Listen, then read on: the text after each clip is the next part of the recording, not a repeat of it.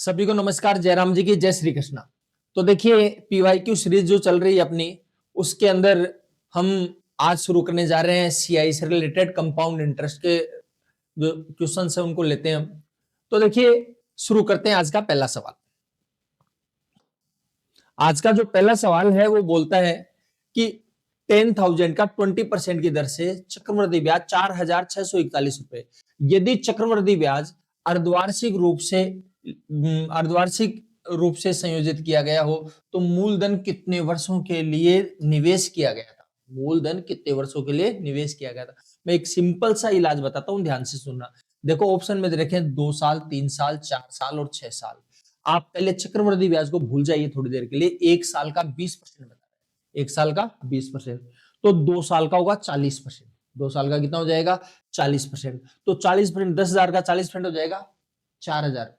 तो 4,000 से कुछ ज्यादा है, ठीक है। सरल ब्याज में डायरेक्ट कैलकुलेशन वो चक्रवृद्धि ब्याज पर नहीं है वो भी, ठीक है ना। अच्छा, उसके बाद अगर आप 3 साल का माने तो 60% हो जाएगा। 60% का मतलब 6,000 रुपए ब्याज हो गया। तो 6,000 तो ब्याज ही नहीं, इसका मतलब 3 साल हो ही नहीं सकता। अब 3 साल ही नहीं होगा तो 4 और 6 कहां से होगा, क्योंकि 3 साल से ज्यादा जा रहा है। इसका मतलब एक ही ऑप्शन आ गया। ऑप्शन से आप देख करके टिक मार सकते, ठीक है। अच्छा, अब आपका मन ये करेगा भाई साहब ऑप्शन में तो संयोग से बैठ गया, लेकिन मान लो और भी कोई ऑप्शन हो सकते थे। बिल्कुल हो सकते थे, मानने वाली बात आपकी।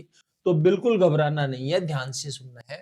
भाई साहब 20% है, लेकिन जो रेट ऑफ इंटरेस्ट है ये कह रहा है चक्रवृद्धि ब्याज है वो अर्धवार्षिक संयोजित है, पूरे साल का 20% है। तो 6 महीने से हिसाब करेंगे, 6 महीने से हिसाब करेंगे। इसका मतलब 20 साल वार्षिक है तो 10% अर्धवार्षिक हो जाएगा, हाफ ईयरली हो जाएगा। 10% कैसा हो जाएगा, हाफ ईयरली। बात समझ में आ रही है। अच्छा, तो देखो ध्यान से सुनना। अब 10% को बोलते हैं 1/10, और 1/10 मतलब 10 रुपए पर 1 रुपए ब्याज। 10 पर 1 रुपए ब्याज तो 10 का हो जाएगा 11। बात समझ में आई। अच्छा, अब जितना भी समय, ध्यान से सुन लीजिए, जितना समय है, अगर 1 साल है तो 1 साल में 2 बार हिसाब होगा, 2 साल है तो 4 बार हिसाब होगा, 3 साल में 6 बार होगा, 20 साल में 40 बार होगा, 60 साल में 120 बार होगा। समझ गए बात को, डबल हो रहा है, ठीक है। तो x वर्ष अगर आप माने तो यह आ जाएगा 2x हो जाएगा। अच्छा, और क्या बोलना चाह रहे हैं, 10,000 रुपए का, किसका 10,000 का 4,641 रुपए ब्याज होगा। 4,641 रुपए ब्याज होगा। इसका मतलब ये है कि 4,000 जुड़ जाएगा तो 14,641 हो जाएगा, और 14,641 हो जाएगा तो बड़े प्यार से देखना, आपको 11/10 की होल घात 4 लग जाएगी। वैसे भी थोड़ा सा अनुमान लगाने की कोशिश करिए कि भाई 4 जीरो है तो 4 घात लगेंगे तो ही होगा, ठीक है। अच्छा, और तो 2x की वैल्यू कितनी हो जाएगी 4, तो x की वैल्यू हो जाएगी 2। और आप कॉम्पिटिटिव एग्जाम्स की तैयारी करें तो ये बात तो आपको ध्यान होनी चाहिए, इसमें कोई डाउट नहीं। तो आ जाएगा x की वैल्यू आएगी 2। 2 साल आ गई भाई साहब, ठीक है। अंदाज कैसे लगाएंगे वो बता दिया आपको, बाई प्रोसेस कैसे करेंगे वैसे आप कैलकुलेशन कर लीजिए, कोई दिक्कत नहीं है। जैसा आपको बेटर लगे, कंफर्टेबल लगे, इजी लगे, वैसे आप कैलकुलेशन कर सकते हैं। चलो हो जाएगा काम। अच्छा, तो हंसते मुस्कुराते भी रागरो साथ साथ में, ठीक है ना। हाँ, अब अगले सवाल पर चलते हैं, ध्यान से सुनिए अगले सवाल में क्या बोल रहे हैं। अगला सवाल है, जोनाथन 3 वर्ष पहले, 3 साल पहले क्या कर रहा था, वार्षिक चक्रवृद्धि के आधार पर 10% की दर से एक राशि 5 वर्ष के लिए उधार ली। 10% चक्रवृद्धि ब्याज की दर से 5 साल के लिए उधार ली, और 5 साल बाद चुकाई जाने वाली राशि थी 1,61,051। यानी अगले ने ये कह दिया भैया 5 साल बाद कितना चुका देना, 1,61,051 रुपए।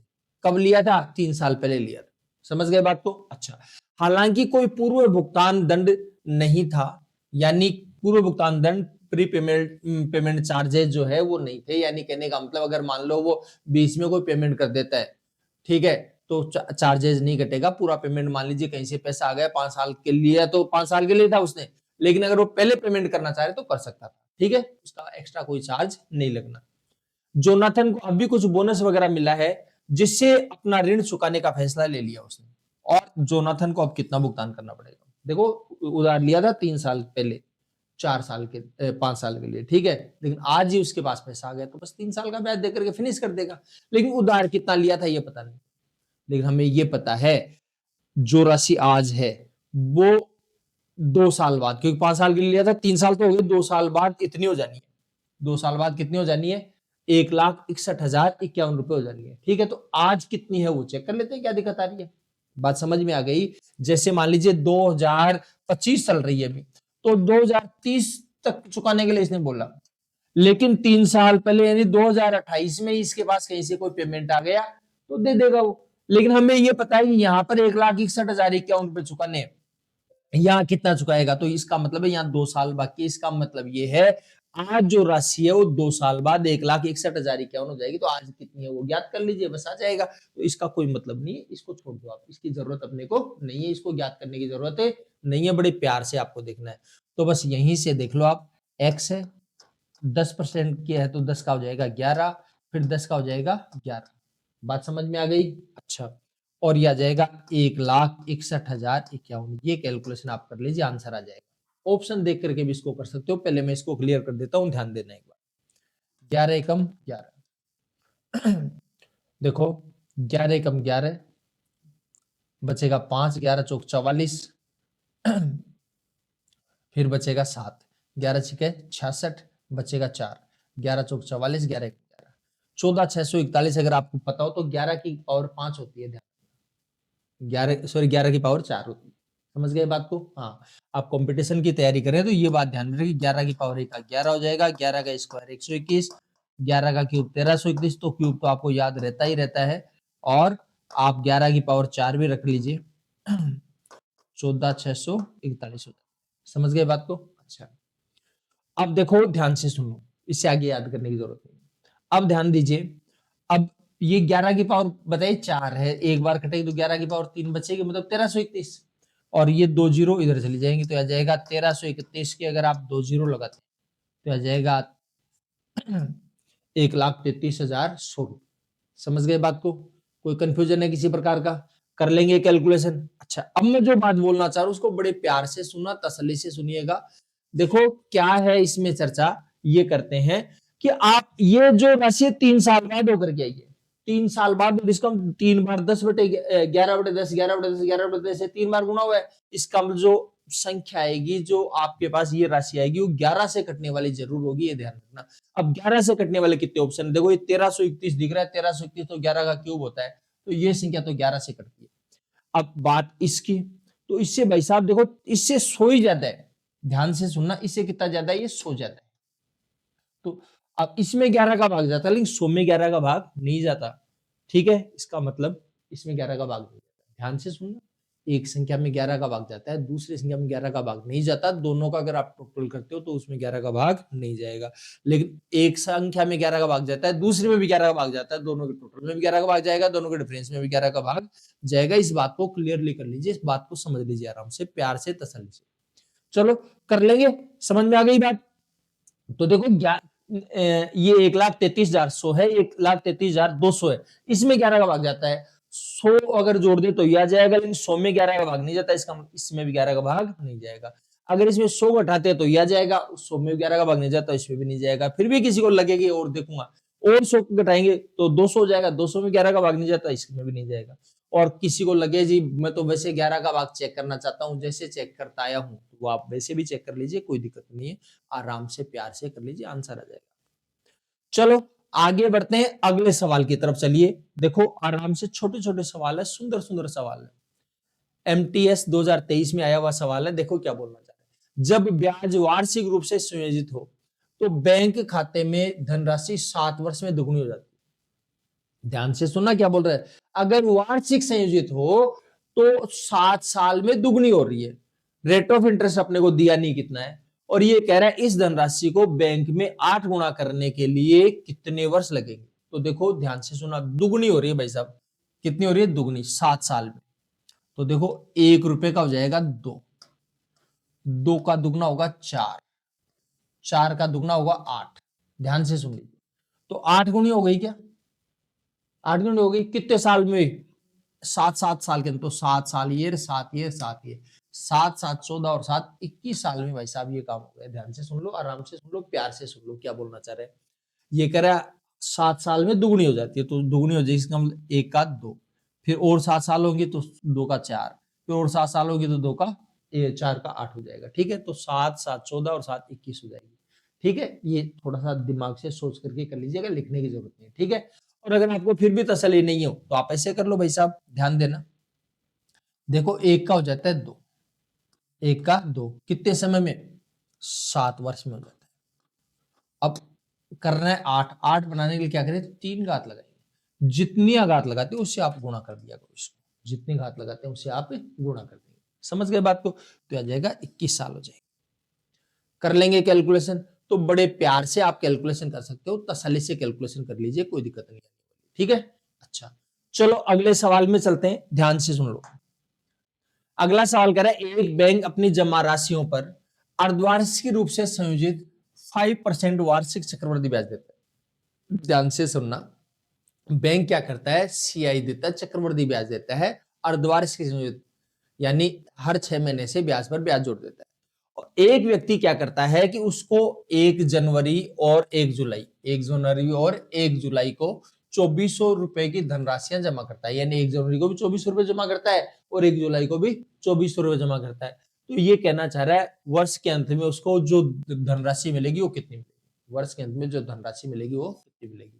देखो एक प्यार से ध्यान से देखना, 2400 रुपए 2 बार जमा करा दी तो 4800 तो वही हो गए, कुछ ब्याज मिलेगा, इसका 4800 से बड़ा आएगा आंसर, आंसर आएगा 4800 से बड़ा, ठीक है। आप ये बताओ मेरे को 180 तो कैसे आएगा भाई साहब, 181 कैसे आएगा, 4000 ही कैसे आएगा, 4800 तो हो ही गया। ये लो देखते टिक मार दो, कितना इजी सवाल है, ठीक है। और एसएससी सीजीएल मेंस में आया सवाल है, ध्यान रखना, देखो कितना छोटा सा सवाल है। और वैसे कैलकुलेशन करोगे तो कैलकुलेशन भी कर सकते हैं, कैलकुलेशन करके बता भी देता हूँ, चिंता मत करो आप, ठीक है। लेकिन ध्यान रखना कैलकुलेशन में लगना नहीं है आपको, अगर ऑप्शन मदद कर रहा है तो मदद ले लेना, ठीक है। हाँ ऐसे ऐठ मत दिखाना कि भाई नहीं मैं तो करके दिखाऊंगा, ठीक है। हाँ कोई दिक्कत नहीं, करके देख लेना प्यार से, लेकिन तसल्ली से देखो एक बार इधर। चलो बात समझ में आ गई। डायरेक्ट सोचेंगे तो 2400 रुपए 2 बार जमा करे थे, 4800 तो वही हो गए, और प्लस में कुछ ब्याज और हो जाएगा, ठीक है। अच्छा आगे सुनिए, ध्यान से सुनना। अब ये कहना चाह रहा है कि भाई अगर आपको इसको प्रोसेस दिखानी हो तो कैसे करेंगे? देखो भाई साहब 2400 रुपए जो 1 जनवरी को जमा करवाए थे, ध्यान से सुना, 2400 रुपए जो आपने 1 जनवरी को जमा करवाए थे, तो 1 जनवरी को जमा करवाए थे और साल में 2 बार हिसाब होता है, 1 साल है तो 2 बार हिसाब हो जाएगा। 5% है भाई साहब, कितना है? 5%। देखो 5% को बोलते हैं 1/20, 5% को क्या बोलते हैं? 1/20। लेकिन अर्धवार्षिक जो है तो और आधा हो जाएगा, यानी 1/40 हो जाएगा, 1/20 का आधा हो जाएगा 1/40, समझ गए? या फिर ऐसे को लोग 5% का 2.5% हो जाएगा, कितना हो जाएगा? 2.5%, और 2.5% को काट करके देख लेना 1/40 आएगा, यानी 40 रुपए पर 1 रुपए ब्याज लगेगा, 40 रुपए पर 1 रुपए ब्याज लगेगा, इसका 40 का हो जाएगा भाई साहब 41।